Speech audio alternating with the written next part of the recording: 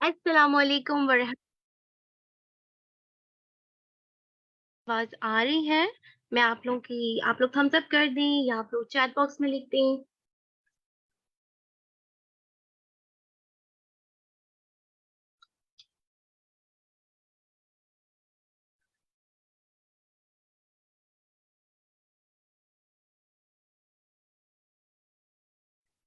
ठीक है जी, सबका कहना है कि आपको आवाज़ आ रही है। आप सबको खुशामदीद ख़ास तौर पे उन माँओं को, उन वालिदैन को माशाल्लाह जो आज हमें हमें जॉइन कर रहे हैं और ज़रूर इसी नियत के साथ जॉइन कर रहे हैं कि वो अपने बच्चों के लिए कुछ बेहतर सीखना चाहते हैं, कुछ बेहतर करना चाहते हैं। और मैं ये यकीन करती हूँ कि तमाम वालिदैन ऐसे ही होते हैं, अपने बच्चों के लिए वो बेहतरीन करना चाहते हैं, परफ़ॉर्म करना चाहते हैं एज़ पेरेंट्स, पेरेंटिंग में अपना बेस्ट देना चाहते हैं। तो आप सबको कांग्रेचुलेशंस कि आप लोग इतने बेहतरीन वालिदैन हैं जो कि अपना माशाल्लाह से टाइम लगाएँगे, कुछ नया सीखेंगे, उसको इंशाल्लाह इम्प्लीमेंट करेंगे और मेरी पूरी कोशिश होगी, अल्लाह ताला से मेरी दुआ है कि जो ऑथर ने हमें इस प्यारी और बहुत ही कीमती बुक पे बात जो उन्होंने कलमबंद करी है, वो मैं आप तक पहुँचा सकूँ बखूबी।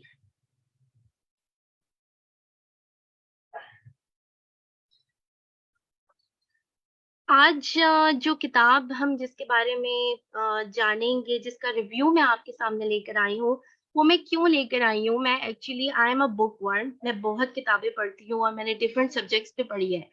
और शायद शादी से पहले, शायद बच्चों से पहले मुझे ऐसा लगता था कि मैं एक बेहतरीन माँ हूँ। मैं एक अमेज़िंग पेरेंट बन सकती हूँ। यानी कि जब मैं किसी बच्चे को टेंट्रम थ्रो करते हुए देखती थी, मुझे ऐसा लगता था यार ये मेरा बच्चा होता तो मैं तो इसको फ़ौरन ठीक कर लेती। पता नहीं मैं पेरेंटिंग को बहुत आसान समझती थी।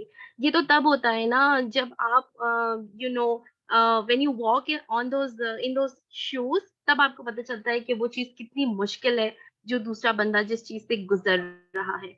और इसमें कोई शक नहीं है कि पेरेंटिंग इस कदर कॉम्प्लेक्स है, आजकल के बच्चों के मसाइल बहुत ज़्यादा हैं। कुछ पेरेंट्स स्ट्रैटेजीज़ का इस्तेमाल गलत कर रहे होते हैं, जिसकी वज़ह से और इश्यूज़ बनते हैं, यानी कि या तो वो बहुत ज़्यादा लीनिएंट हो जाते हैं बच्चों के साथ, या तो फिर वो बहुत ज़्यादा सख्त हो जाते हैं।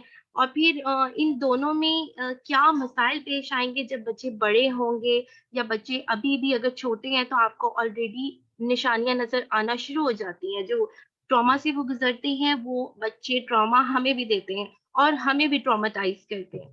तो इस सब से कैसे बचना है, इस सब के बारे में भी आज हम बात करेंगे। जनरेशनल ट्रॉमा के बारे में थोड़ी-सी बात करते हैं, इसके क्या साइकोलॉजिकल इफ़ेक्ट्स हो सकते हैं। तो आप देखेंगे कि बड़े लोग हैं इवन हम लोग हैं, हम लोग के अंदर इतना कॉन्फिडेंस नहीं होता कि हम लोगों के सामने अपने ख़यालात का इज़हार कर सकें। Just a moment I am gonna mute somebody जिन्होंने म्यूट कर दिया है। चलें जी, अब म्यूट हो गए हैं। ओके आप देखेंगे कि हैं आप देखेंगे कि बच्चे जो हैं वो Ma'am, I can't hear this sound.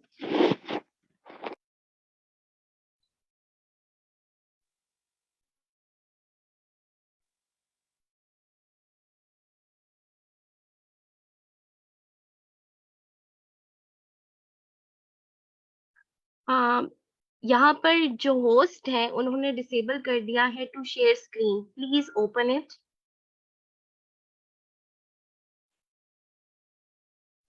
Please wait for a minute. Sure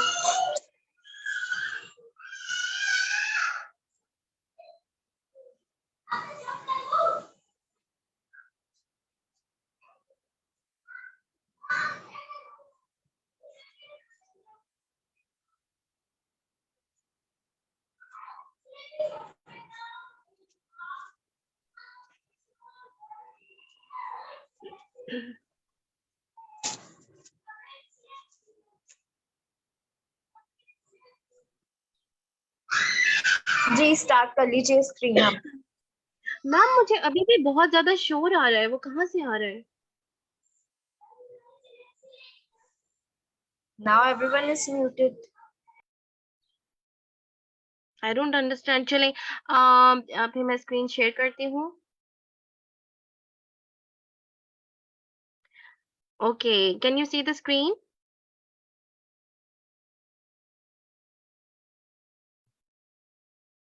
Okay, तो हम जनरेशनल ट्रॉमा की बात कर रहे थे और इसके इफेक्ट्स के बारे में बात कर रहे थे। आप देखेंगे कि लोगों में सेल्फ एस्टीम के इश्यू होते हैं, उनकी बहुत लो सेल्फ एस्टीम होती है। वो एक काबिल इंसान नहीं बन पाते, अपने लिए बोल नहीं पाते, अपने जज़्बातों को समझ नहीं पाते।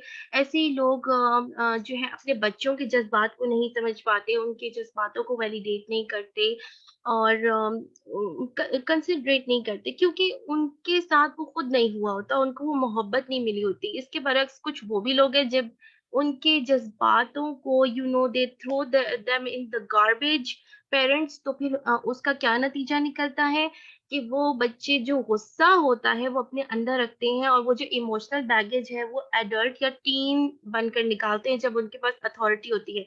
और ये वो एडल्ट्स होते हैं जो किसी टॉडलर से कम नहीं होते। इमोशनल जो उनका मेंटल लेवल होता है यानी अपने इमोशंस को रेगुलेट करने का वो एक टॉडलर की तरह होता है। जैसे ही उनके पास अथॉरिटी आती है आप देखेंगे कि उनके टैंट्रम्स शुरू हो जाते हैं। तो ये 2 किस्म के लोग हमें अपनी ज़िंदगी में नज़र आते हैं। मैंने अच्छे खासे पढ़े-लिखे लोगों को देखा है जो अपने लिए उठ नहीं सकते, अपने लिए बोल नहीं सकते। आप देखेंगे हमारी कितनी ही बेटियाँ हैं, कितनी औरतें हैं जो अम, बहुत बुरे रिलेशनशिप्स में अपनी ज़िंदगी को गुज़ार रही हैं और वो उसको लेकर चलती हैं क्योंकि उनको उस नॉनसेंस की या उस ट्रॉमा की आदत होती है। इसको हम साइकोलॉजी में ट्रॉमा बॉन्ड कहते हैं। इससे ये होता है कि इंसान इसी किस्म के लोगों को अपनी तरफ अट्रैक्ट करता है जो कि उनके पेरेंट्स के नेग्लेक्ट या ट्रॉमा जो पेरेंट्स ने उनको दिया होता है उससे रेप्लिकेट करता हो या उससे मिलता-जुलता हो। ये इस किस्म के लोगों को अपनी तरफ अट्रैक्ट करते हैं और उनके साथ एडजस्ट भी हो जाते हैं क्योंकि उनको उस लाइफ में रहने की आदत होती है। तो हमें क्या करना चाहिए ऐसा कि हमारे बच्चे उन चीज़ों से सफ़र ना करें जो हम सब ने सहा है। हमने अ, हमने मैं ये नहीं कहूँगी कि यू नो मेरे पास बेहतरीन पेरेंट्स थे। मैं कहूँगी मेरे ख़्याल से मैंने इतने डेडिकेटेड, इतने अमेज़िंग पेरेंट्स नहीं देखे। एक चीज़ होती है जो हमारे बच्चों में नई प्रॉब्लम देखने में आ रही है कि अगर बहुत ही ज़्यादा एम्पैथिक एनवायरनमेंट में बच्चा रहता है, तो उसको जब कोई अब्यूज़ करता है तो भी उसको समझ नहीं आता। तो हमें क्या करना चाहिए कि बच्चे अपने लिए भी खड़ा होना सीखें, जब उनके साथ अब्यूज़ हो तो वो उस अब्यूज़ को भी समझें कि हाँ, मेरे साथ अब्यूज़ हो रहा है, अब मुझे इस चीज़ को लीव करना है एज़ सून एज़ पॉसिबल। किस तरीके से वो आइडेंटिफ़ाई करें, ये सब जो है अनकॉन्शियस पैटर्न में किस तरह हम बच्चों को सिखा सकते हैं कि वो इस तरीके से उसको अडैप्ट करें कि वो उससे खुद ही दूर भागे, ठीक है? तो इसका सबसे पहला स्टेप होगा कि हमने उनको हर्ट नहीं करना या अब्यूज़ नहीं करना इन अ वे कि वो उस चीज़ को, उस ट्रॉमा को एक्सेप्ट करने लग जाएँ। तो आज की जो किताब है I actually really love it, I love it so much क्योंकि मैंने 6 किताबें पढ़ी हुई अभी जो कि पेरेंटिंग पे थी but this is one is my favourite क्योंकि इसमें एग्ज़ाम्पल्स हैं और वो एग्ज़ाम्पल्स मैंने आप लोगों के लिए इसके अंदर ऐड किए हैं ताकि हम एग्ज़ैक्टली समझ सकें कि एग्ज़ाम्पल्स में इन्होंने बताने की क्या कोशिश करी है।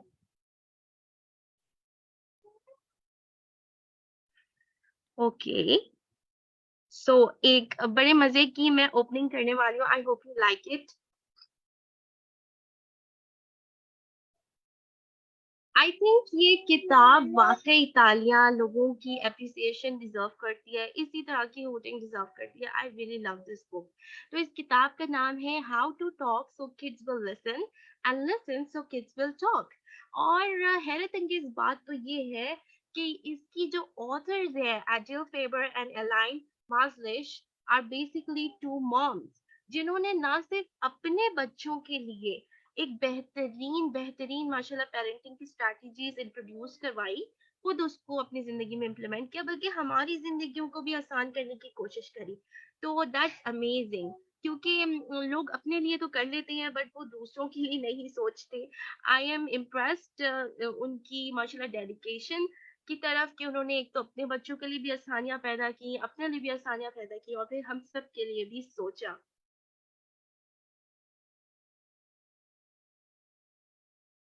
तो इसमें जो हम डिस्कस करेंगे 6 चैप्टर्स हैं। पहला चैप्टर है helping children deal with their feelings.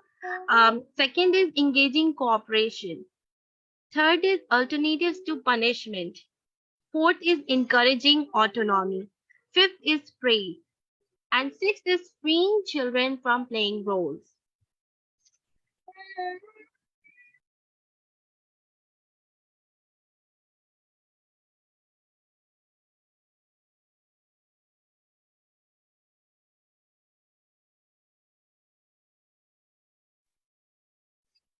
I'm sorry, I'm having some trouble with my child who is at home.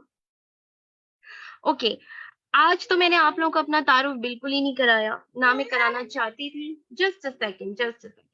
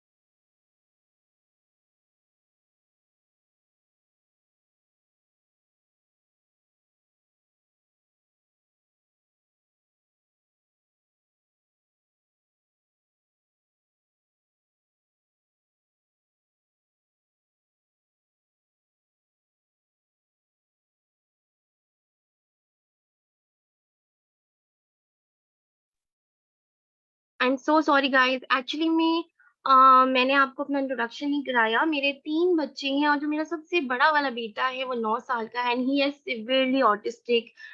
उसके माइलस्टोन्स की डेफिनेटली बहुत ज्यादा इश्यूज जो है, उसने टाइम पर अचीव नहीं किया अपने माइलस्टोन्स को, और इस तरह की चीजें हैं। उसको है सेंसरी प्रोसेसिंग डिसऑर्डर, जिसमें उसको ऑडिटरी जो साउंड का सेंसेशन है वो अच्छा नहीं लगता।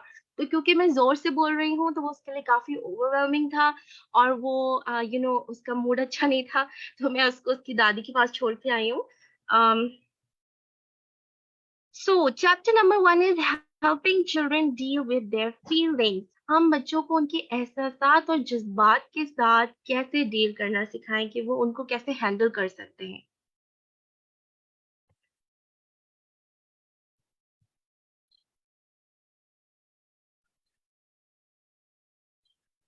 Number 1 is accept their feelings.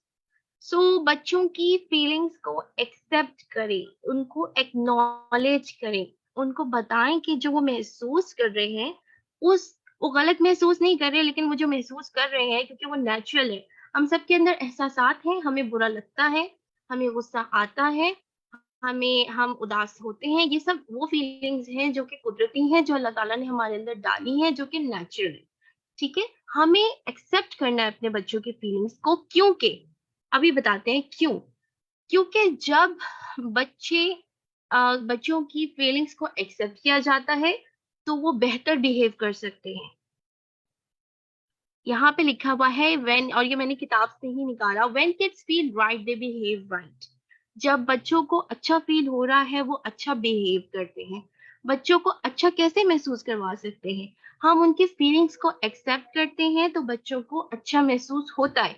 सबसे बुरा ये कर सकता है एक वालिदैन या जो भी बच्चे की केयर टेकर्स हैं, कि वो उसकी फीलिंग्स को डिनाई कर दे।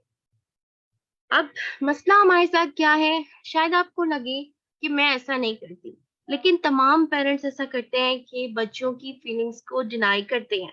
तो फॉर एग्जाम्पल, बच्चा कह रहा है मुझे गर्मी लग रही है, आप कह रहे हैं नहीं यहाँ तो बहुत ठंड है, तुम्हें गर्मी क्यों लग रही है, अपनी जैकेट को पहन के रखो। बच्चा कह रहा है मुझे भूख लग रही है, आप कहते हैं अभी तो तुमने खाना खाया है, तो अच्छा तुम्हें अभी भूख लग गई, यानी कि डाउट उन पे रखना। फिर किसी किस्म की भी फीलिंग है तो उनको उन डिनायल में ले जाना, कि अगर बच्चे का कोई टॉय घूम गया और बच्चा बोल रहा है कि मैं बहुत उदास हूँ, और वो रोना शुरू हो जाए। अरे भाई तुम क्यों उदास हो, तुम्हारे पास ये फलाना टॉय भी तो है, तुम्हारे पास ये फलाना टॉय भी तो है।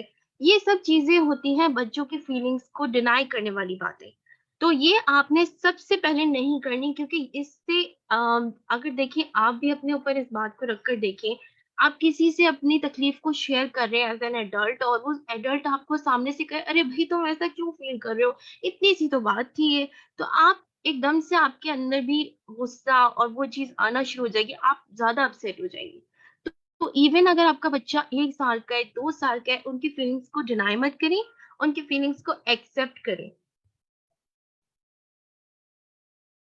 Learn to regulate your emotions. और ये मैंने यहाँ इसलिए ऐड किया कि जब दूसरे की हम फीलिंग्स को एक्सेप्ट करते हैं, जब हमारे पास एक इंटेंस इमोशन वाला बच्चा आया है, उसकी इमोशंस अपने काबू में नहीं है, वो रो रहा है, वो गुस्से में है, तो सबसे पहले तो आपको अपने इमोशंस को रेगुलेट करना है ना, अपने आप को काम डाउन करना है, ताकि आप उस बच्चे के साथ काम कर सके। तो जेंटल पेरेंटिंग में क्या है, बच्चे के पहले तो अपने आप को इस चीज के लिए तैयार रखें कि आपको बहुत बर्दाश्त करना पड़ेगा।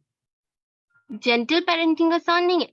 अगर मैं बोलूं ओ माय गॉड मैंने तो ये किताबें पढ़ के और मेरे तो बच्चे बहुत ही तमीजदार है, मेरे बच्चे तो कोई नंबर 1 है और बहुत ही वेल मैनर्ड है, ऐसा नहीं है। आपके बच्चे ज्यादा बदतमीजी कर सकते हैं, आपके बच्चे ज्यादा गुस्सा भी करेंगे, अपने इमोशंस का ज्यादा इजहार करेंगे, क्योंकि वो आपको सेफ स्पेस समझते हैं। वो समझते हैं कि मेरी माँ मेरे इस इमोशंस, मुझे दबाने की जरूरत नहीं है, मेरी माँ मेरे इमोशंस को इनवाइट करेगी, मेरी माँ मेरे इमोशंस को एक्नॉलेज करेगी। अब क्या होगा जी, जो अंदर का पहाड़ है ना वो निकल के आपके सामने आएगा। तो इसलिए इस चीज के लिए तैयार हो जाए। ये मत समझें जेंटल पेरेंटिंग हो गई तो बहुत कोई आसान चीज है, आसान नहीं है। ये बहुत ही लंबा रास्ता है, मैं अभी तक सीख रही हूँ। मैंने ये जर्नी और मैंने अपने बच्चों के साथ तब अप्लाई करना शुरू की, अफसोस के साथ, जब मेरा बेटा तकरीबन 2.5 साल का था। और मुझे बड़ा अफसोस है इस बात का। मैं समझती हूँ कि वो तमाम माएँ जो कि प्रेग्नेंट है, जो कि जिनके छोटे बच्चे हैं, जिनके बेबीज हैं, ठीक है, तभी से उनको ये तरबियत मिल जानी चाहिए, उनको ये पता चल जाना चाहिए कि बच्चों के साथ कैसे काम करना है। क्योंकि अनफॉर्चुनेटली हमारा जो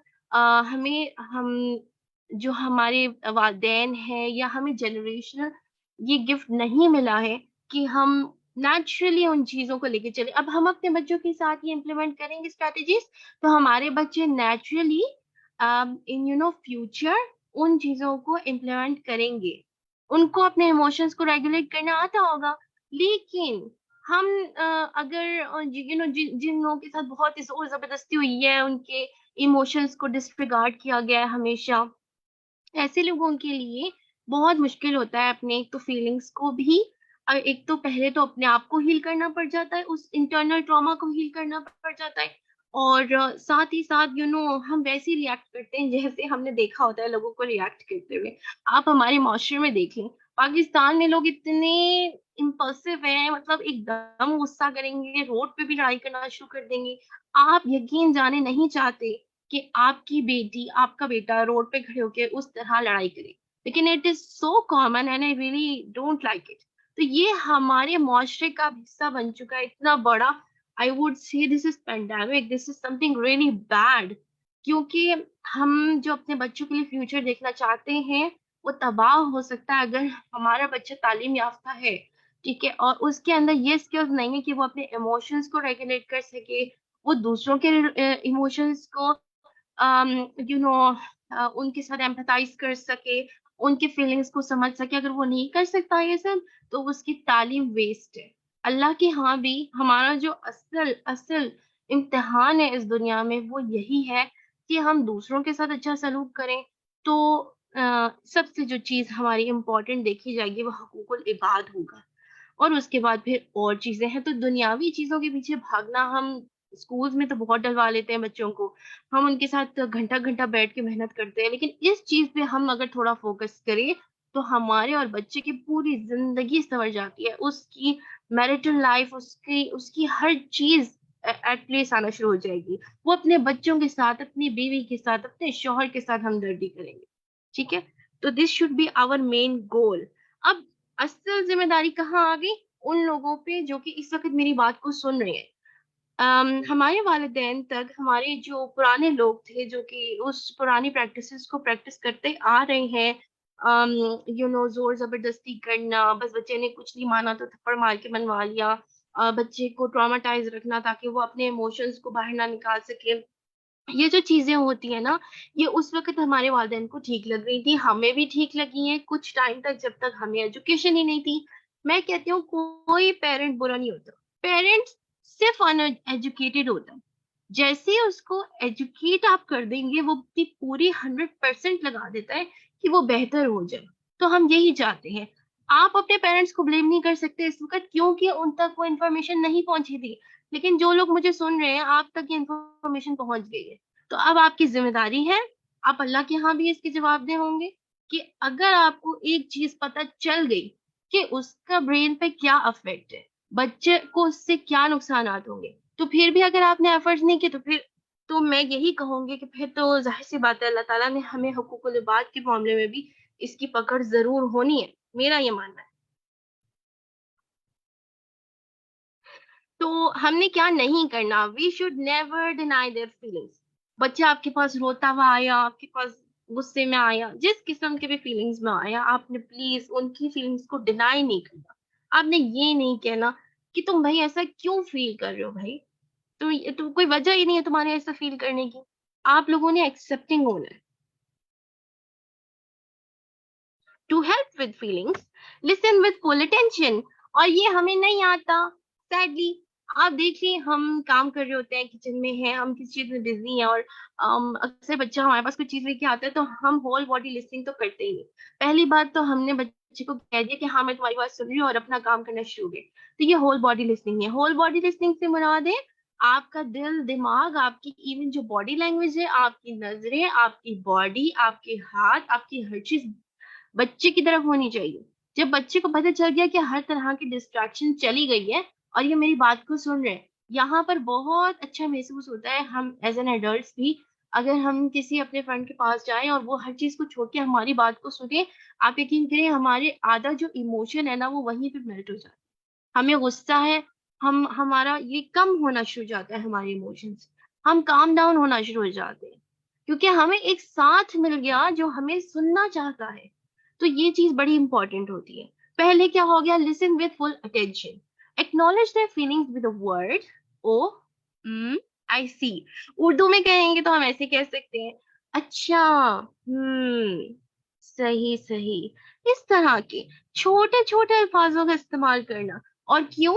क्योंकि हम बच्चे को रोकना नहीं चाहते। जब वो हमारे पास आया है, हमसे कोई अपनी तकलीफ को शेयर कर रहा है, हम उसको रोकना नहीं चाहते। हम उस वक्त अगर लेक्चर्स देना शुरू कर देंगे, या उसकी बात को काट कर कुछ बोलना शुरू कर देंगे, तो ये बहुत बुरा हो सकता है। इसलिए हम छोटे लफ्जों का इस्तेमाल करेंगे, जिससे बच्चे को समझ आए कि हाँ, ये हमारी बात को सुन रहा है, ये मुझे रिस्पॉन्ड कर रहा है, लेकिन ये मेरी बात को सुन रहा है और सुनना चाहता है। तो बच्चे को जैसे ये मैसेज मिला, अब जब आपने उसकी पूरी बात को सुन लिया, give their feelings a name.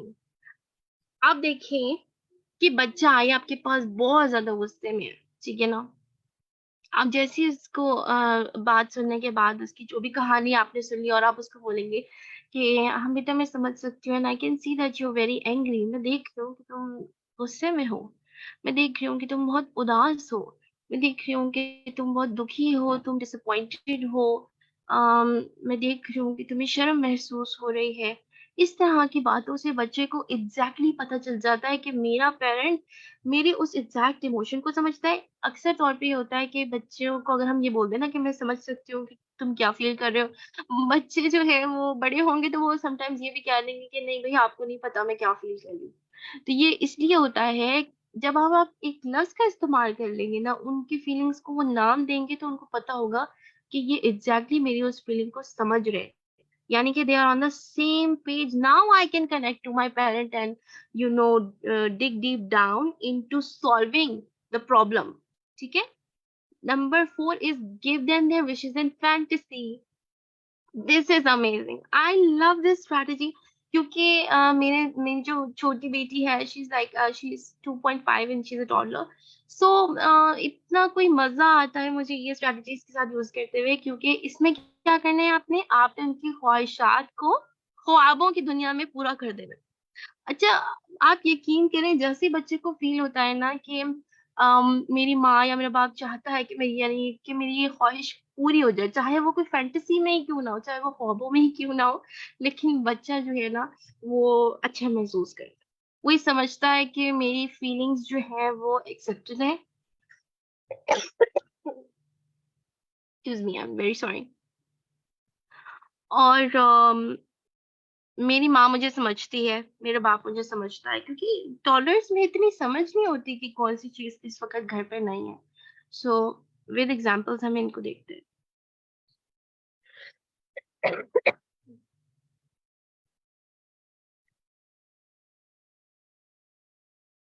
अच्छा, नॉन वर्बल कम्युनिकेशन के बारे में बात हो रही थी। नॉन वर्बल कम्युनिकेशन क्या है? कि जैसे आप आँखें झपका रहे हैं, जैसे आप हाथों का इस्तेमाल कर रहे हैं, जैसे आपके फेशियल एक्सप्रेशन से बात करते हुए, आपकी बॉडी लैंग्वेज है, आप देखेंगे कि आप कोई बात करेंगे, उस बात का अलग ही मतलब निकलेगा अगर आपकी बॉडी लैंग्वेज डिफरेंट है, ठीक है?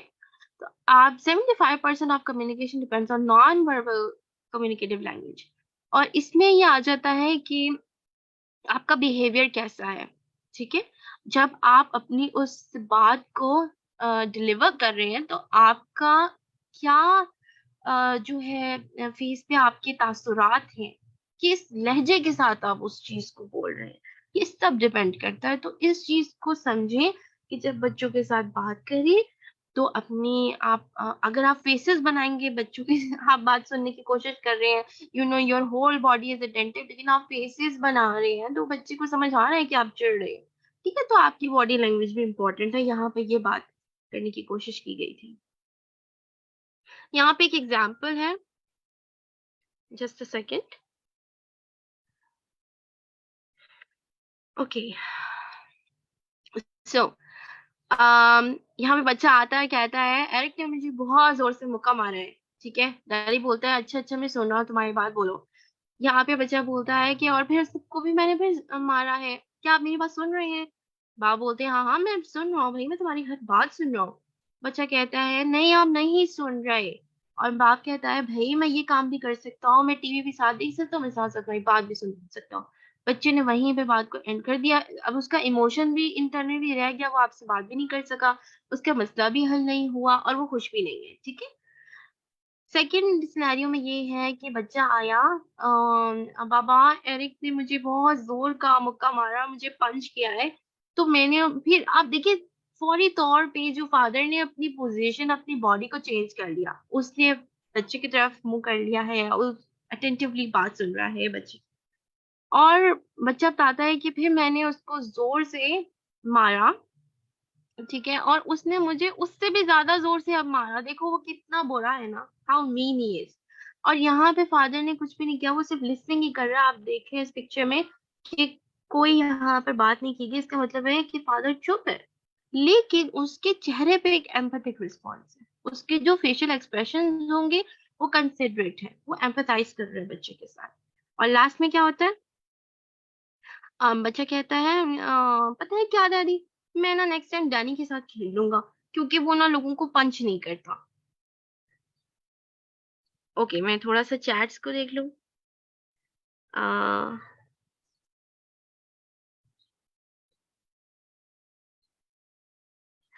जो फैंटेसी वाला पार्ट है, मैं अभी एग्ज़ाम्पल्स के साथ आपको बताती हूँ। चलिए ठीक है। Okay, yes, I will repeat all of it. Okay, let's go to next. Acknowledge their feelings with a word. तो आपने क्या करना है, फुल लिसनिंग करनी है और साथ-साथ में एक्नॉलेज करते हुए आपने थोड़े-से अल्फाज़ों का इस्तेमाल करना है, बहुत ही छोटे से अल्फाज़ हो सकते हैं, वो हो सकता है, ओह! आई सी, यू नो, अच्छा, इस तरह से। तो यानी कि बच्चे को पता है कि आप उसकी बात को सुन रहे हैं। ओके, यहाँ पे देखिए एग्ज़ाम्पल है, किसी ने मेरी पेंसिल चुरा ली, मामा कहती हैं, आर यू श्योर कि तुमने उसे खो नहीं दिया? तो कहती है, मैंने तो अपनी डेस्क पे छोड़ा था, जब मैं बाथरूम गई थी। और उसकी माँ कहती है कि तुम क्या एक्सपेक्ट करते हो कि जब तुम अपनी चीज़ों को छोड़ के जाओगे तो क्या वो तुम्हें वापस मिलेंगी? ज़ाहिर-सी बात है, बच्चों ने चोरी कर लेनी है, किसी ने उठा लेनी है, किसी ने गिरा देनी है। और फिर लेक्चर स्टार्ट। भई देखो तुम्हारी तो ये पहली दफ़ा हुआ ही नहीं है, ये तो कोई तीसरी चौथी मर्तबा हुआ है तुम्हारे साथ। तुम्हें कितनी दफ़ा समझाया कि अपनी जो कीमती चीज़ें हैं वो डेस्क के अंदर रखा करो। और जो बच्ची है ना वो तंग आ गई उसने वो कहती है मम्मा मुझे छोड़ दे और फिर माँ कहती है भई बदतमीज़ी मत करो मुझसे, ठीक है? ये एक सिनेरियो है। और यहाँ पे जेंटल पेरेंटिंग की हम बात करेंगे, तो यहाँ पे क्या हो रहा है, बच्ची आती है, वो बताती है किसी ने मेरी रेड पेंसिल चुरा ली मम्मा। और माँ कहती है just acknowledging, trying to listen to what my child is saying, उसको बोलने दें, ठीक है? तो उसने क्या कहा कि मैं वॉशरूम गई और मैं डेस्क के ऊपर रख के गई थी और किसी ने ले ली। तो माँ ने बोला, ओहो, आ तो बच्ची ने बोला, that's the third time I have had my pencil ripped off, तीसरी दफा किसी ने मेरी पेंसिल को चोरी कर लिया है। हाँ, माँ कहती है आई सी। और जो है वो एम्पैथिक रिस्पॉन्स दे रही है, उसकी आँखों में वो जज़्बात हैं, वो बच्चे को प्यार से देख रही है, वो उसको बता रही है कि देखो बेटा मैं तुम्हारी बात सुन रही हूँ। और बच्चे ने सॉल्यूशन भी खुद ही निकाल लिया। मुझे पता है मम्मा, आइंदा ना मैं अपनी पेंसिल बाहर नहीं छोड़ूँगी और हमेशा अपनी पेंसिल को डेस्क के अंदर रख के फिर बाहर जाऊँगी। तो मदर कहती है, ओह आई सी। आप देखिए यहाँ पे माँ को ना कोई अम, यू नो अम, कोशिश करनी पड़ी। जब हम एकदम से स्टार्ट हो जाते हैं ना कि हम बच्चे को सॉल्यूशन बता दें और हम ब्लेमिंग पे, एक्यूजेशन पे इस तरह की चीज़ें स्टार्ट कर देते हैं, आप समझिए मैसेज तो बच्चे तक पहुँचना ही नहीं है, क्योंकि एक तो उसका ब्रेन शट हो, वो ऑलरेडी आपके साथ इमोशंस लेकर आ रहा था। जिस तरह आप एक एडल्ट हैं, तो आप किसी और एडल्ट के पास अपने इमोशनल बैगेज लेके जाएँ और वो आपको बिल्कुल डिसरिगार्ड कर दे, आपको बहुत बुरा लगेगा, आपको बहुत दुःख होगा। इसी तरह आपके जो बच्चे होते हैं, वो फिर बदतमीज़ी करते हैं, ठीक है?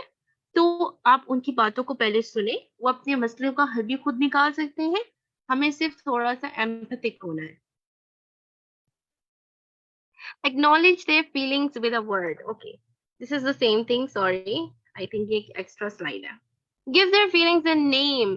अच्छा, ये बड़ी न्यू लैंग्वेज होने वाली है, क्योंकि ना हमें आदत ही नहीं है इस तरह के लफ्ज़ों का इस्तेमाल करने की, क्योंकि हम लोग तो पेरेंट्स के साथ इतना एंगेज भी नहीं रहे, हमारी फीलिंग्स को इतना वैलिडेट नहीं किया गया, तो हमें ये लैंग्वेज नहीं आती, हमें ये लैंग्वेज ना कुछ फॉरेन लैंग्वेज लग रही होती है।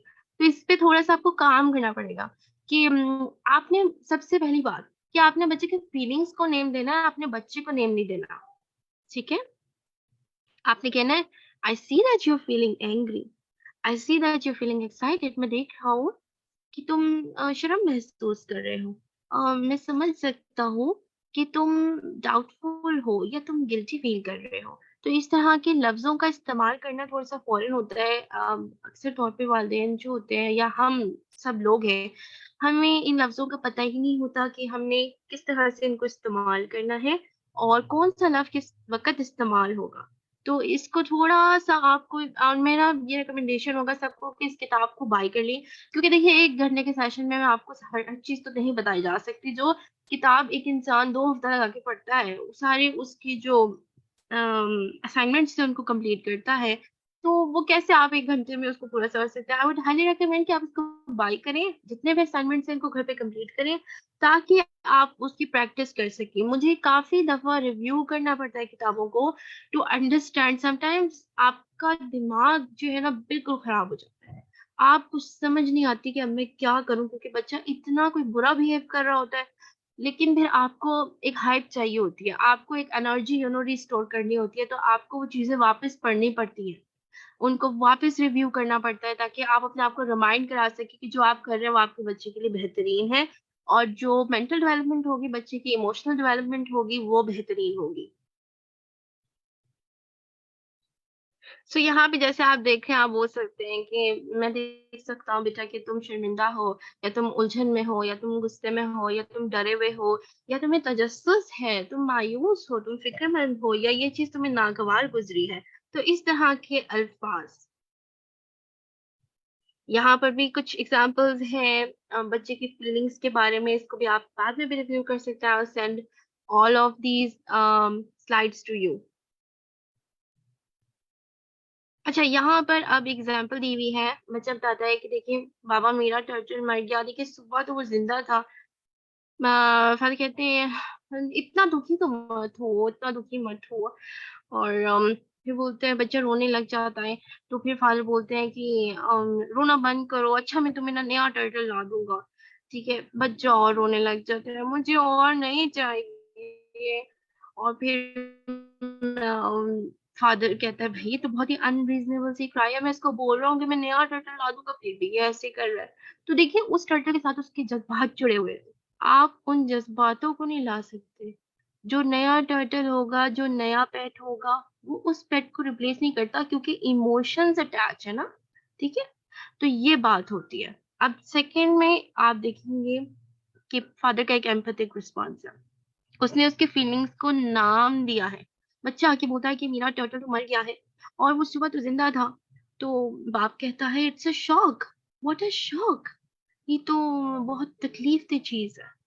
और जो है बच्ची बोलती है कि या ही वाज माय फ्रेंड, मेरा दोस्त था। तो फादर बोलता है कि एक दोस्त को खो देना बहुत तकलीफ दे होता है। फिर वो बोलती है कि मैंने उसको ट्रिक्स करना भी सिखाई थी। तो बाबा बोलते हैं कि हाँ तुम दोनों बहुत मजा करते थे। आप देखिए यहाँ पे ये इसकी फीलिंग्स को एक्नॉलेज कर रहा है, इसकी फीलिंग्स को नाम भी दे रहा है। और आप देखिए बच्चा ज्यादा इमोशनल नहीं हुआ, उसने टेंट्रम छोड़ने किया क्योंकि उसकी फीलिंग्स को एक्सेप्ट किया गया। जब हम बच्चों की फीलिंग्स को डिनाई करते हैं ना, कि जो वो फील कर रहे हैं और हम उनको कह देते हैं कि ये तुम क्यों फील कर रहे हो, वहीं पे सारा खराब हो जाता है, वहां पे वो अपना टेम्परामेंट लूज कर देते हैं। और क्योंकि वो तो ऑलरेडी ऐसी स्टेज पर है, दिमाग की डेवलपमेंट ही इतनी नहीं हुई कि वो अभी अपने इमोशंस को काबू में ला सके। रोना शुरू हुआ, आपने जी थप्पड़, सब पेरेंट्स होते हैं थप्पड़ लगा दिया ताकि बच्चा चुप हो जाए। तो वो वक्ती तौर पे तो हो जाता है, लेकिन वो इमोशनल बैगेज लेके फिर रहा होता है। और फिर आप देखेंगे बच्चों में नेल बाइटिंग, बच्चों में इस तरह की चीजें आती हैं, या फिर वो जंक फूड बहुत ज्यादा खाते हैं, मीठा बहुत ज्यादा, नमकीन बहुत ज्यादा खाते हैं। वो एंग्जाइटी में आके खाते हैं, क्योंकि जो उनकी इमोशंस है वो किसी ने सुनने नहीं है, वो किसी ने एक्सेप्ट नहीं करने। तो फिर वो उस रिलीफ के लिए डोपामीन जो कि हमारा फील गुड हार्मोन है, उसको रिलीज करने के लिए they will seek for other kind of things. Screen addiction हो जाती है बच्चों में, क्योंकि वो एक आसान फरार है ना। स्क्रीन आपने देख ली, आप डोपामिन रिलीज हुआ क्योंकि उसमें कलर्स है, उसमें एंटरटेनमेंट है। बच्चा जो है किसी ना किस्म की एडिक्शन की तरफ चला जाता है। तो ये बात है कि हम क्यों चाहते हैं कि हम बच्चों की बातों को एक्नॉलेज करें, उनको वक्त दें। ये वक्त इतना कीमती है जो हम बच्चों के साथ शुरू के 7 या 10 साल गुजारते हैं। या अगर आपने सही से गुजार लिए तो आपका जो काम है वो आधा हो जाएगा। लेकिन यहाँ पे मैं कहना चाहूंगी, जिन लोगों के बच्चे बड़े हैं वो ये ना समझें कि ये सब काम नहीं करने वाला। जैसे ही आप इन चीजों को अप्लाई करना शुरू कर देते हैं, इनकी प्रैक्टिसेस को शुरू कर देते हैं, आपके बच्चे उस चीज को अप्रिशिएट करते हैं। आपके बच्चों को फौरन पता चल जाता है आपके बिहेवियर में चेंज। पहले तो वो आप पे शक करेंगे कि भाई माँ ऐसा बिहेव क्यों कर रही है, लेकिन उसके बाद वो उसको अप्रिशिएट करेंगे। तो आपने हार नहीं माननी। अगर आपके बच्चे बड़े हैं, मोहब्बत के साथ उनके साथ काम करना शुरू करें, उनके इमोशंस को जो है वो एक्सेप्ट करें, ताकि वो आपके इमोशंस को, जो सबसे अच्छी बात है कि जब बच्चों के इमोशंस को एक्सेप्ट किया जाता है तो वो आपके इमोशंस को लेके भी ज्यादा एक्सेप्टिंग होते हैं। और उनका भी एम्पैथिक रिस्पॉन्स आना शुरू हो जाता है। और जब आप दुखी हैं तो वो कोई आपके पास भी होगा कि आप किसी के सर पे किसी के कंधे पे सर रख के रो सके। यकीन जाने बच्चे खुद आते हैं आपसे पूछने के, मम्मा why are you not feeling well, what happened. और आप ऐसे बच्चे भी देखेंगे जो कि बिल्कुल परवाह नहीं करते। माँ परेशान है, बाप परेशान है, उनको कोई परवाह ही नहीं है। वो उसकी वजह यही होती है, क्योंकि उनका वो बॉन्ड, वो कनेक्शन है ही नहीं। जब उनके इमोशंस को डिस्रिगार्ड किया गया तो वो आपके इमोशंस को भी डिस्रिगार्ड करना शुरू कर देते हैं।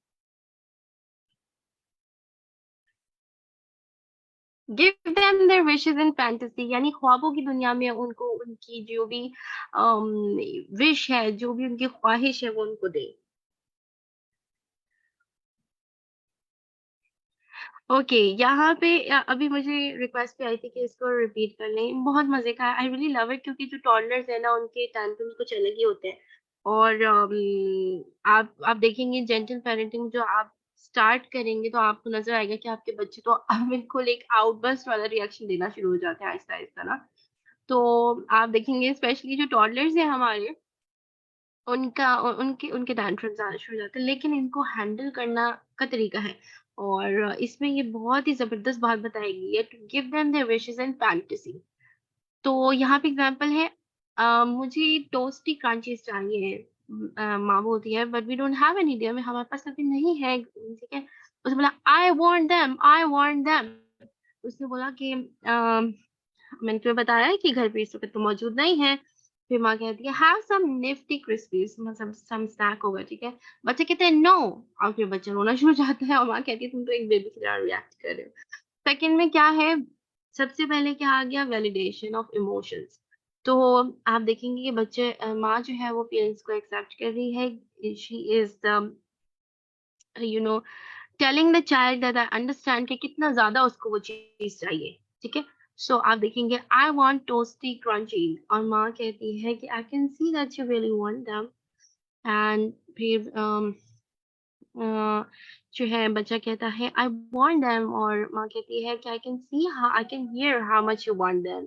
मैं सुन सकती हूँ, मुझे तुम्हारी आवाज में महसूस हो रहा है कि तुम्हें कितना ज्यादा दिल कर रहा है वो खाने का। और फिर क्या कहती है, काश मेरे पास एक मैजिक वॉन्ड होती और मेरे पास मैजिक होता कि मैं बड़ा सा जो है ना बॉक्स अपीयर हो जाता, मैं मैजिक वॉन्ड उठाती और एक बड़ा सा बॉक्स यहाँ पर आ जाता और मेरे बच्चे की ख्वाहिश पूरी हो जाती बेटा। तो बच्चे को लग गया कि मेरी माँ को समझ आ रही है, जो मेरी ख्वाहिश है, जो मेरी तकलीफ है, क्योंकि वो उसकी तकलीफ है। वो टॉडलर है, वो उसके लिए तकलीफ है। तो उनको मेरी सिर्फ़ वो ये देख रहा है कि वो मेरी फीलिंग्स को डिसरिगार्ड नहीं कर रही। मुझे एक चीज़ की दिल तलब हो रही है, चीज़ महसूस हो रही है, मेरी माँ उस चीज़ को समझ रही है और वो मुझे देना चाहती है लेकिन अभी नहीं है। ठीक है? और फिर बच्चा बोलता है कि I wish I had them now, काश वाक़ई मेरे पास होती। तो बच्चा खुद ही सॉल्यूशन बता रहा है कि well maybe will have some nifty crispies. और माँ कहती है, ओह! सो जब बच्चा अच्छा महसूस करता है और जब उनकी फीलिंग्स को एक्सेप्ट किया जाता है, तो वो बच्चा जो है ज़्यादा अडैप्टिव हो जाता है टू डिफरेंट सिचुएशंस, वो फ्लेक्सिबल होता है, वो अपनी प्रॉब्लम्स को सॉल्व करना सीखता है। ये सब चीज़ें जो होती हैं, वो तब होती हैं, जब हम अपने बच्चों की सुनना शुरू करते हैं। हाँ, जैसे यहाँ पे लिखा है, sometimes just having someone understand how much you want something makes really easy to bear. यानी कि जब किसी को पता चल जाए कि आपको कोई चीज़ बहुत ज़्यादा जिसकी ज़रूरत है या तलब है, सिर्फ़ इस चीज़ का एहसास होना कि दूसरा बंदा उस चीज़ को समझता है, रियलिटी को बर्दाश्त करना बेहतर हो जाता है। ठीक है? स्पेशली छोटे बच्चों के लिए, जब हम उनकी उन फीलिंग्स को एक्सेप्ट करते हैं, अंडरस्टैंड करते हैं, हम उनकी फीलिंग्स को गार्बेज नहीं कहते, तो वो ज़्यादा एडेप्टिव होते हैं। ओके, यहाँ पे क्वेश्चंस थे जो कि मुझे पसंद आए थे तो मैंने इसमें ऐड किए। Is it important that I always empathise with my child, कि हर वक़्त मैं बच्चे के साथ मैयाना रवि वाला एक जो है बिहेवियर रखूँ, ऐसा रवैया रखूँ जो कि हर वक़्त मैं उसके साथ एम्पैथाइज़ कर रहा हूँ। एम्पैथी से क्या मुराद है, मोहब्बत, काइंडनेस, ये सब वाला रवैया रखूँ। तो देखिए ये ज़्यादा ज़रूरी नहीं है। इस किस्म का रिस्पॉन्स तब ज़रूरी है जब आपका बच्चा इंटेंस इमोशंस को महसूस कर रहा है, जब वो अपनी तकलीफ़ आपके पास लेकर आता है, इस वक़्त आपको इन स्किल्स की ज़रूरत है जो आपको बताई गई हैं। तो जब बच्चा इंटेंस इमोशन फ़ील कर रहा है, तब आप आप होल लिसनिंग करें। Acknowledge their feelings with a word, then what was it? Give their feelings a name और grant them their wishes and fantasy. ठीक है? Question number 2 is what's wrong with asking the child why do you feel that way? कि तुम ऐसा क्यों महसूस कर रहे हो? देखिए, चाहे आप इसको जिस तरीके से भी पूछ लें, बहुत प्यार से पूछ लें कि बेटा तुम ऐसा क्यों महसूस कर रहे हो? आपके बच्चे के पास ना एक और बर्डन आ गया दिमाग पे कि वो पहले ही इतना छोटा है, वो अब आपको ये भी बताएगा कि वो ये क्यों फील कर रहा है। तो पहले तो उसका इमोशनल बैगेज ही इतना ज़्यादा बड़ा है, उसके ऊपर से आपने एक सवाल भी पूछ लिया, तो वो तो आप बिल्कुल परप्लेक्स हो गया, वो तो कन्फ्यूज़ हो गया ना, कि वो आप किस चीज़ पे कॉन्संट्रेट करे, अपनी प्रॉब्लम पे या आपके सवाल पे? तो ऐसा सवाल मत कीजिए। Are you saying we should let our children no we agree to their feelings? No, आपने एग्री नहीं करना। बच्चे ने आके बोला कि मुझे तो ना मेरी मैथ की टीचर ज़हर लगती है, मुझे बहुत बुरी लगती है वो। और वो कितनी बुरी है ना, देखो उन्होंने पनिशमेंट में मुझे बाहर खड़ा कर दिया, तो आप क्या एग्री कर लेंगे? आप बोलेंगे हाँ, वाक़ई तुम्हारी मैथ्स की टीचर इतनी बुरी बुरी है, उसने तुम्हें पनिशमेंट में खड़ा कर दिया। देखो ज़रा, आपने एग्री नहीं करना, आपने उसकी सिर्फ़ फीलिंग्स को एक्सेप्ट करना है, वेलकम करना है। कि जो तुम इमोशनल बैगेज लेकर आ रहे हो बच्चा, यहाँ आके खोलो, मैं इसको फरोल के देखूँगा, मैं इसको खोल के एक-एक चीज़ देखूँगा। जो तुम महसूस कर रहे हो ना, उसको मैं देखूँगा, मैंने इसको फेंकना नहीं है गार्बेज में। I will open it, I will see, I will bear all of it. ये बच्चे जब उसको समझ आ गया, जब वो ये इस कॉन्फिडेंस में आ गया कि मेरे माँ-बाप ने मेरी बात सुन लेनी है, तो उसकी आधा मसला वहीं हल हो जाता है, ठीक है? एग्री नहीं करना, वेलकम करना है। तो इस एग्जांपल में ये हो सकता है कि आप ये कह सकते हैं कि oh boy, I see that you are very angry, मैं देख रहा हूँ कि तुम्हें तो बहुत गुस्सा आया हुआ है। और फिर बच्चा आपको बताएगा कि क्यों उसको गुस्सा आएगा, और इसी तरह से कन्वर्सेशन को लीड करेंगे। लेकिन आपने उनकी फीलिंग्स को एग्री नहीं करना, क्योंकि feelings can be very tricky, specially for little kids जिनको सही गलत का भी मतलब नहीं पता, अभी वो एक लर्निंग प्रोसीजर में है। लेकिन अपने हल उनको खुद निकालने दें, वो खुद ही समझेंगे। इन और आप उनसे बाद में बात कर सकते हैं ज़रूर, जब वो थोड़े से काम डाउन हो जाएँ, आप उनसे बाद में बात कर सकते हैं, ठीक है?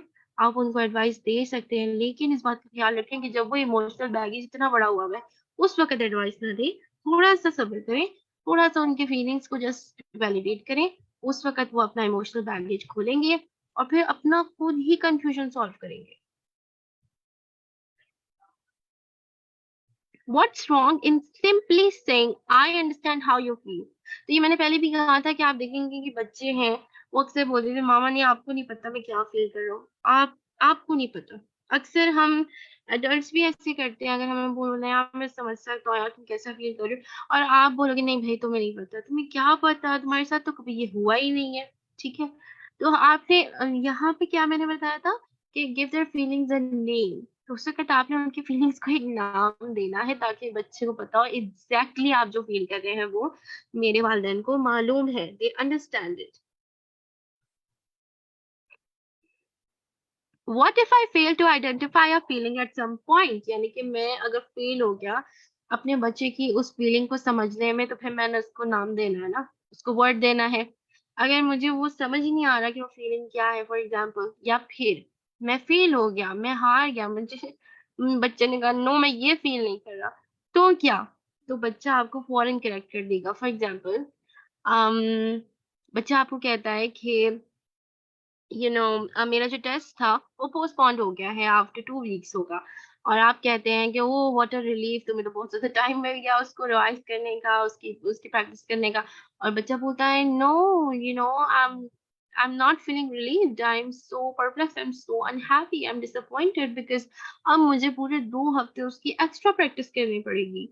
तो बच्चा आपको उसी वक़्त थी मतलब बता देगा अपने जज़्बात और आपको करेक्ट कर देगा, लेकिन वो ज़रूर एप्रिशिएट करेगा कि आपने उसकी फीलिंग्स को महसूस किया, उसकी फीलिंग्स के बारे में केयर की, उसके लिए ये काफ़ी है।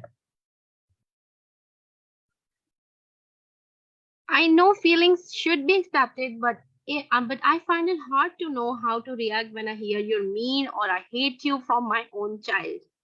और ऐसे बच्चे करते हैं। यहाँ पे एक बहुत ही प्यारी एग्ज़ाम्पल दी हुई थी कि ऑथर जो है इनके पास इनका बच्चा आता है और इनको कहता है कि वो अनाउंस करता है कि मुझे तो नाना बिल्कुल नहीं पसंद, मुझे नाना ज़हर लगती है। और बच्चा जो है, माँ जो है वो अब इमोशनल स्टेट में है। यहाँ पर आपको अपने इमोशंस को रेगुलेट करना है, क्योंकि ये सबसे मुश्किल काम है, मुझे भी बहुत प्रॉब्लम होता है अभी तक इसमें, कि जब आपकी पर्सनैलिटी पे आपके ऊपर, अब आप देखिए आप एक अच्छा पेरेंट बनने की कोशिश कर रहे हैं और इतने एफर्ट्स के बाद आपका बच्चा आपको बोलता है you are mean, I hate you, तो आपका तो इमोशंस का मतलब क्या कहेंगे, हो गया ना। तो आप तो उस वक़्त ऐसी स्टेट में हैं कि आप, मैं कहूँगी कि आप 2 मिनट की साँस लें, गहरी साँसें लें और बच्चे को बताएँ। उस वक़्त आपका बताना ज़रूरी है कि आपको बुरा लगे। आपकी फीलिंग्स भी मैटर करती हैं। तो आपने बच्चे को बताना है हाउ यू आर फीलिंग। तो आप बताएँ कि बच्चा जिस तरह आपने मुझे बात करी, मुझे ये बिल्कुल अच्छा नहीं लगा, और अगर आपको मुझसे कोई बात करनी है, तो मुझे बहुत अच्छा लगेगा अगर आप कोई और अच्छे अल्फाज का इंतखाब करके मुझसे ये बात कह सके, ठीक है? What do I do when my child is in an intense emotional state and doesn't seem to hear when I say the statements like, I see you're frustrated? अच्छा, ये भी होता है, स्पेशली जब बच्चे छोटे होते हैं, आप देखेंगे तो वो आपकी इन बातों को सुन ही नहीं रहे होते, वो अपना रो रहे होते हैं या वो अपना जो भी टेंट्रम है वो तो सुन ही नहीं रहे। तो एक तरीका तो ये है कि थोड़ा सा इंतजार कर लें, 2 मिनट देख लें, अगर वो काम डाउन हो जाए, नहीं काम डाउन होता तो एक स्ट्रैटेजी है, आप उनको बोलें कि मुझे दिखाओ तुम्हें कितना गुस्सा आ रहा है, जरा मुझे ये पेपर पे लिख के दिखाओ। तो बच्चे समटाइम्स स्क्रिबल करेंगे, समटाइम्स वो ड्राइंग करेंगे, जोर जोर से लिखेंगे, ठीक है, लेकिन उनका जो गुस्सा होगा ना वो उस पेपर पे निकलेगा। ये स्ट्रैटेजी वाकई काम करती है, या वो पिलो को हिट कर सकते हैं, ठीक है। और through out all of this process आपका जो बिहेवियर है, आपका बॉडी लैंग्वेज, वो काम डाउन होना चाहिए। देखिए, जब बच्चों को इमोशनली अवेलेबल पेरेंट्स मिलते हैं, जब बच्चों को नजर आता है कि एक इंसान अपने इमोशंस पे काबू ला सकता है, आप सबसे बड़े रोल मॉडल बन जाते हैं। आपके बच्चे नेचुरली नेचुरली उस चीज को यू नो एब्सॉर्ब करना शुरू हो जाते हैं ऑटोमेटिकली। देखिए, इंसान जो है वो ऐसा ही है ना, वो इमिटेट करता है। हमारे बच्चे हमें इमिटेट करके बोलना सीखते हैं, हर काम वो हमें इमिटेट करके सीखते हैं। इसी तरह से ये तमाम चीजें हम अपनी जनरेशन के लिए तोहफा दे सकते हैं कि हमारी आने वाली जितनी नस्लें हैं वो संवर जाती हैं। तो आप थोड़ा अपनी बिहेवियर पे काबू रखें और बच्चे को उसका गुस्सा निकालने दें, वो उसकी उम्र है, उसका अभी ब्रेन डेवलपमेंट इतना नहीं हुआ। और वो आपको कागज पे लिख के दिखाएगा कि मामा उनको I am this much angry, and then उससे क्या, oh boy I see that you very very angry today, like this, ठीक है।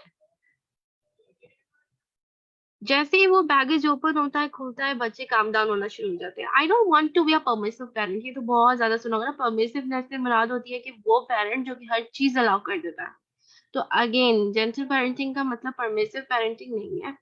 परमिसिव पेरेंटिंग का मतलब है कि आप हर चीज बच्चे को दे दें, हर चीज बच्चे को अलाउ कर दें जो वो चाह रहा है, हर इमोशंस उसको आउटबर्स्ट करने दें, गुस्सा कर रहा है, तोड़फोड़ कर रहा है, हर चीज करने दें। नो, कुछ चीजें हैं जिनको आपको रिस्ट्रिक्ट करना पड़ेगा। फॉर एग्जाम्पल, बच्चा अपने ब्रदर को मारता है, हिट करता है, तो आपने उसी वक्त उसका नॉट, आपके चेहरे, आपको जो तासुरात है ना, इन चीजों का बहुत ख्याल है कि आपके चेहरे पे गुस्सा नहीं होना चाहिए, ठीक है। आपके न्यूट्रल रिएक्शन, आपका न्यूट्रल फेशियल एक्सप्रेशन हो। और लेकिन आपने उसको फर्मली कहना है कि बेटा, अगर तुमने कोई बात करनी है तो अपने मुंह से करो, हाथों का इस्तेमाल नहीं करना है, ठीक है। इस तरह से बच्चों तक आप फर्म मैसेज पहुंचा सकते हैं। लेकिन आप जेंटल अगर पेरेंट बनना चाह रहे हैं तो इसका मतलब ये नहीं कि आप हर चीज को अलाउ करें। रूल्स और बाउंड्रीज अपनी जगह होंगी, लेकिन हमें सिर्फ ये सीखना है कि अगर बाउंड्रीज क्रॉस होती भी हैं तो हमने कैसे रिएक्ट करना है। To help with feelings, number one, listen with full attention. Acknowledge their feelings with a word. Oh, I see.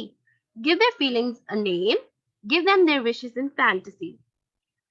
Okay, chapter number 2, engaging cooperation.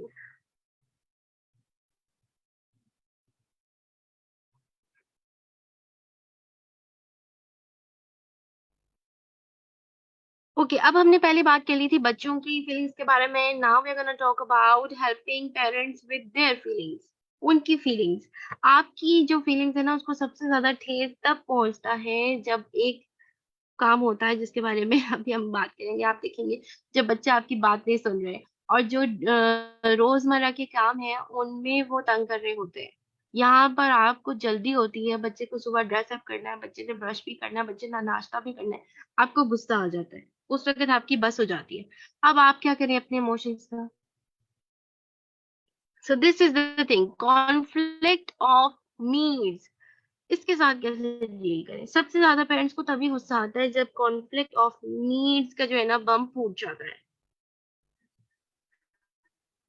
So engaging cooperation, number 1 जो हमारा लेसन था वो ये था कि बच्चों को उनकी फीलिंग्स से कैसे डील करना सिखाएं और ताकि बच्चे बेटर बिहेव कर सकें। अब बात आ जाती है इंगेजिंग कोऑपरेशन, के बच्चे को कोऑपरेटिव कैसे बनाना है कि बच्चा अब हमारे साथ काम करने के लिए तो तैयार हो जाए ना। ठीक है, हम बच्चे को इंडिपेंडेंट भी करना चाहते हैं, हर लिहाज से हम बच्चे को बेहतर करना चाहते हैं, हम अपने ऊपर डिपेंडेंट नहीं करना चाहते। सो बच्चों को रिस्पॉन्सिबल भी बनाएं और साथ साथ आपके जो रोजमर्रा के काम है उनके कॉन्फ्लिक्ट्स को किस तरह आप रिमूव कर सकते हैं। So number one is to describe what you see or describe the problem, give information, say it with a word, talk about your feelings, write a note. और इसको हम एग्जांपल्स में ही देखते हैं क्योंकि टाइम बहुत हो गया, मुझे तो अंदाजा नहीं हुआ था एक्चुअली में, टाइम बहुत ज्यादा हो गया। Okay, describe what you see or describe the problem. So instead of you are so irresponsible, you always start the top and then forget about it. Do you want us to have a flood? ठीक है। तो आप जैसे over react करते हैं, तुम बहुत responsible हो, देखो तुमने फिर से ये काम कर दिया, ये नहीं करना। डिस्क्राइब करें, Johnny the water in the tub is getting close to the top. आपने क्या बताया, जॉनी देखो टब, जो पानी है टब भरने वाला है उससे। ठीक है, just describe the problem, your problem is solved. So instead of you haven't taken that dog out all day, you don't deserve a pet. आप डिस्क्राइब कर लें, I see Rover pacing up and down near the door. मैं देख रहा हूँ कि rover ऊपर नीचे घूम रहा है, और बच्चा खुद ही समझ जाता है, उसकी इंट्यूशन है, उसकी अंडरस्टैंडिंग है, वो समझ जाता है मेरे पेरेंट्स मुझ तक क्या मैसेज पहुंचा रहे हैं। लेकिन यहाँ पर एक प्यारा सा एम्पैथिक फादर है जो कि जिसकी जो है बॉडी लैंग्वेज बिल्कुल काम है और वो अपने बच्चे को कह रहा है। So how many times do I have to tell you to turn off the bathroom light after you use it? So यहाँ पे आप देखेंगे कि ब्लेमिंग हो गई, डांट डपट हो गई। डिस्क्राइब करती है the lights on in the bathroom, और बच्चा वो करता है, और आप यकीन करें कि बच्चा आपको खुश करना चाहता है, बच्चा आपका दुश्मन नहीं है। जब आपका रिलेशन बच्चे के साथ बेहतर होता है ना, ठीक है, जब आप उनके इमोशंस को वैलिडेट करना शुरू करते हैं, उनकी फीलिंग्स को समझना शुरू करते हैं, सब कुछ एट प्लेस आना शुरू कर देता है। आप यकीन करें बच्चे ज्यादा कोऑपरेटिव होना शुरू हो जाते हैं, और फिर आपको वो खुश करना चाहते हैं, हर बच्चा करना चाहता है। तो वो नेक्स्ट टाइम ये बात याद रखेगा, ये आपका लेक्चर से वो नेक्स्ट टाइम याद नहीं रखेगा। I can guarantee that. Give information. अच्छा, ये एक ऐसा तोहफा है कि ये हमेशा बच्चे के साथ रहेगा कि उसको इन्फॉर्मेशन दे उस चीज के बारे में कि अगर ये नहीं किया तो फिर उसका क्या नतीजा निकलता है। ठीक है ना, instead of who drank milk and left the bottle standing out, कि किसने मिल्क निकाला और फिर बाहर ही बोतल रख दीजिए, फ्रिज में नहीं रखी है। तो उसका इंफॉर्मेशन दे, kids milk turns sour when it isn't refrigerated. तो जो है दूध खट्टा हो जाता है अगर आप उसको बाहर छोड़ दें। बच्चा उसी वक्त कैप लगा के रखाएगा, और वो इंफॉर्मेशन वो याद रखेगा, वो उसके साथ रहेगी हमेशा।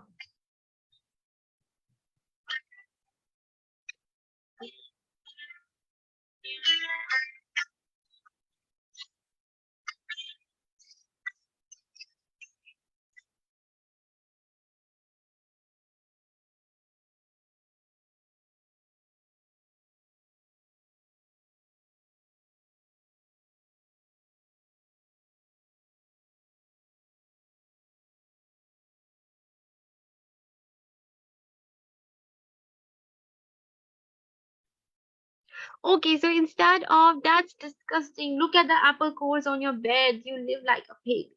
So आप बच्चे को ब्लेम कर रहे हैं, बच्चे को डांट रहे हैं, इससे कहीं ज्यादा बेहतर है आप बोले apple cores belong in the garbage। और बच्चा जो है वो जो है जरूर आपके साथ कोऑपरेट करेगा, उठ के वो एप्पल कोर्स को फेंक देगा।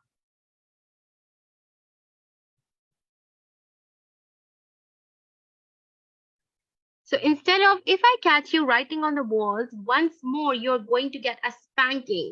अगर तुमने दीवारों पे लिखे तो तुम्हें मार पड़ेगी।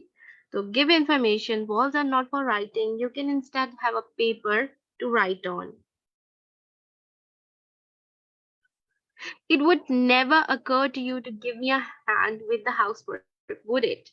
तो अब देखिए कि मदर जो है ना गुस्से से बच्चे को देखिए बोली, भाई तुम तो नवाबजादी बन के बैठी हुई हो, तुम्हें तो कोई प्रॉब्लम ही नहीं है कि मैं घर का काम करती रहूं हर वक्त। आप इंफॉर्मेशन दें कि बेटा बहुत ज्यादा हेल्पफुल होगा कि अगर आप मेरे साथ टेबल लगवा दें।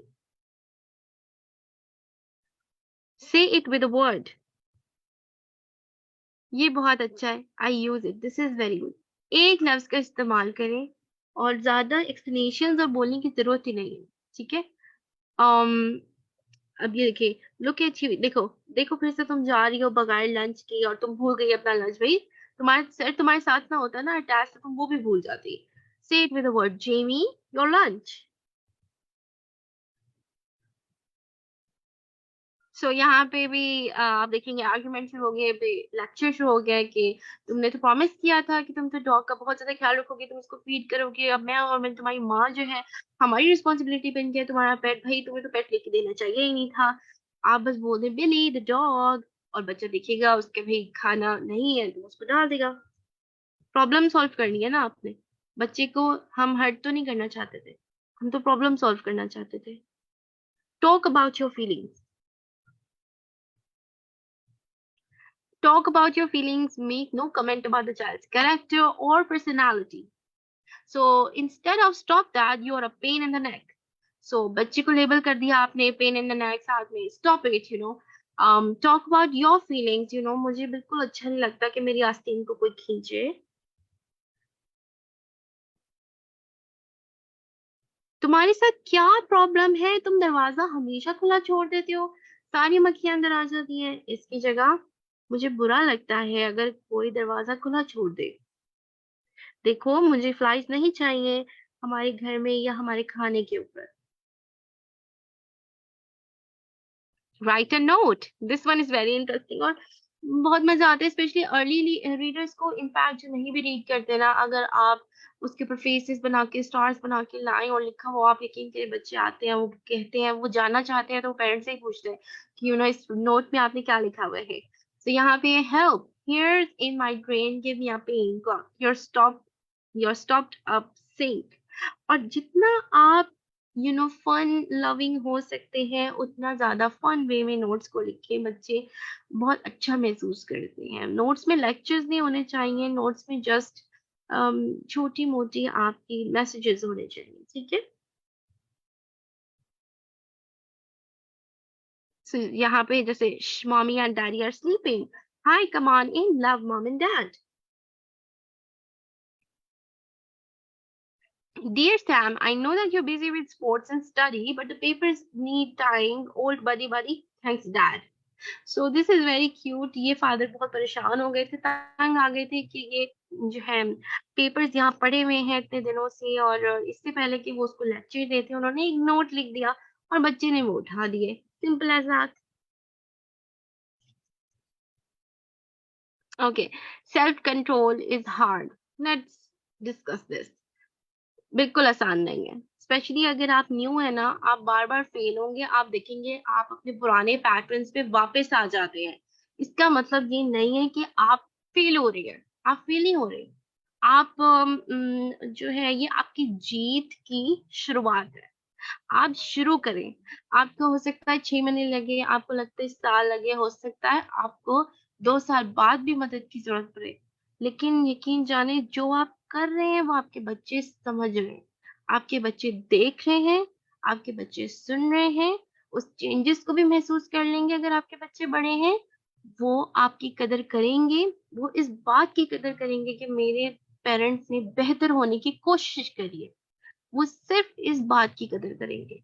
और फिर जो इमोशनल इंगेजमेंट होगी आपकी बच्चों के साथ, पेयरिंग होगी, जो आपका बॉन्डिंग होगी, ये सब मैटर करती है। ये जब आप इम्प्लीमेंट करेंगे इन तमाम स्ट्रैटेजीज को, तो इंशाल्लाह बच्चे जो हैं वो आपके साथ ज्यादा कोऑपरेटिव होंगे। बच्चे आपकी फीलिंग्स को डिस्कार्ड नहीं करेंगे। और मैं ये कहना चाहूंगी कि हमारा जो था टाइम, बेसिकली वो हम एक्सीड कर चुके हैं। तो हम, अगर आप चाहते हैं, एंड आई थिंक कि इंशाल्लाह आप लोग जरूर और सीखना चाहते होंगे, इस सेशन के बारे में आप रिव्यू भी दीजिए, ठीक है। अभी हमारे एक्चुअली में चैप्टर्स बाकी है, लेकिन क्योंकि टाइम जो है वो बढ़ चुका है, अभी टाइम हमारे पास नहीं है, तो हम इसके साथ प्रोसीड नहीं करेंगे। और हम इसको नेक्स्ट सेशन के लिए रख सकते हैं, इफ यू वांट। अगर आपको मेरी स्पीकिंग स्किल्स अच्छी लगी, अगर आपको कुछ भी समझ आया, अगर आपको लगता है कि मुझे वापस आना चाहिए आपको कुछ भी समझाने के लिए, कुछ सिखाने के लिए, तो आप ज़रूर बता सकते हैं इन द ग्रुप, अपना रिव्यू दीजिए एंड इंशाल्लाह चैप्टर नंबर 3 से आगे तक हम किसी और दिन सेशन रख सकते हैं। If you guys want, it all depends on you. Thank you so much for everyone, and I'm gonna see the chat.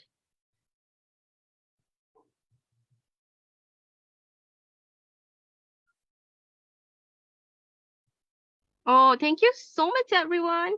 इतने प्यारे मैसेजेस आ रहे हैं मुझे। I really feel so happy. देखिए, सबसे अच्छी बात है कि मुझे सिर्फ इस बात की घबराहट थी कि जो ऑथर माशाल्लाह इतनी कोई जबरदस्त ऑथर है, इनकी जो बात है ये मैं पहुंचा सकूं, इसका खुलासा आप तक पहुंचा सकूं, ये बड़ी बात है। क्योंकि ये माशाल्लाह बहुत ही तफसीली किताब है, इसको बड़ी सोच समझ के लिखा गया है, इसका हर पॉइंट इतना इम्पोर्टेंट है। मुझे बहुत खुशी है अगर आप तक कोई भी मैसेज पहुंचा, अगर कोई भी बात आपको समझ आई हो, तो मुझे इस बात की बेहद खुशी है। तो इंशाल्लाह I'm gonna end this session right now, and inshallah see you in the next session.